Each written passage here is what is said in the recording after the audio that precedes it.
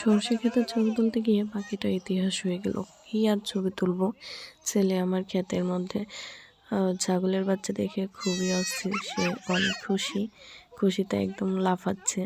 সে বাচ্চা বায়না ধরেছে বাচ্চাটাকে কোলে নিবে, কিন্তু ছাগলটার জন্য ভয় পাচ্ছিল যে মা ছাগলটা আবার তাকে কামড় দেয় কিনা। কিন্তু তারপরও ও অনেক খুশি, বাচ্চাটাকে বারবার আদর করতেছিল। ও চাইতেছিল বাচ্চাটাকে ও কোলে নিবে, আদর করবে, কিন্তু সাহস পাচ্ছিল না। কিন্তু তারপরেও ও বাচ্চাটাকে আদর করলো, কোলে নিল। এখন তার বায়না হয়েছে বাচ্চাটাকে সে বাসায় নিয়ে আসবে। ছবি তুলবো নাকি এগুলাই করব।